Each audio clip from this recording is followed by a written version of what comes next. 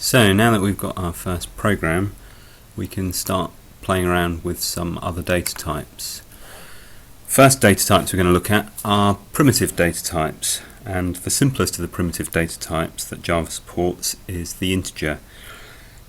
If we want to declare a variable whose type is an integer, we have to use a keyword from Java which specifies the type, and that keyword is int. Must be written in lowercase, and we then provide the name of the variable that we want to define. So for example, we could call it my variable, like that.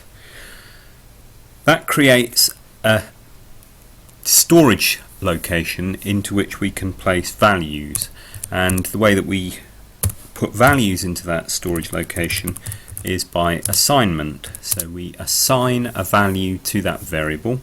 For example, the variable could be assigned the value 3, and then we can use that variable in construction of expressions. For instance, we might declare a second variable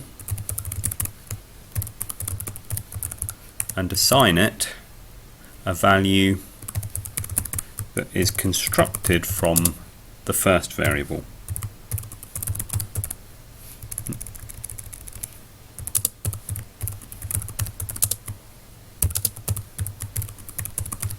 So there, for example, is an assignment of the square of the first variable to the second variable.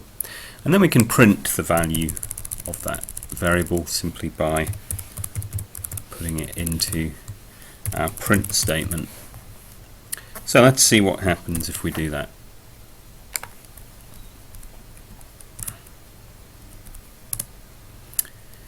That's the value of another variable after it's been assigned the square of my variable, which in turn was assigned the value 3.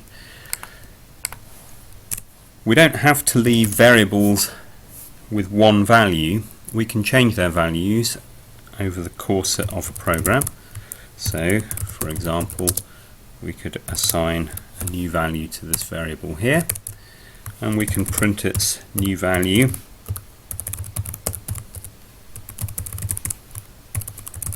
like that.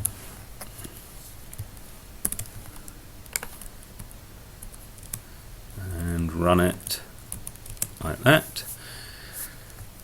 So that explains why we call these data storage locations variables. They can vary their value during the lifetime of the program.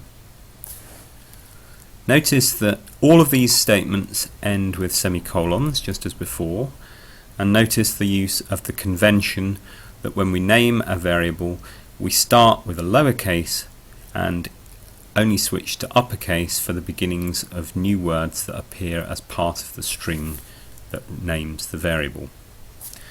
That convention is not enforced by Java. We could, if we wished, declare a variable whose name started with a capital letter,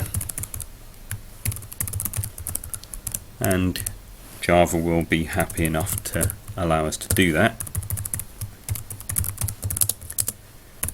So let's compile and run that, confirm that Java's happy, and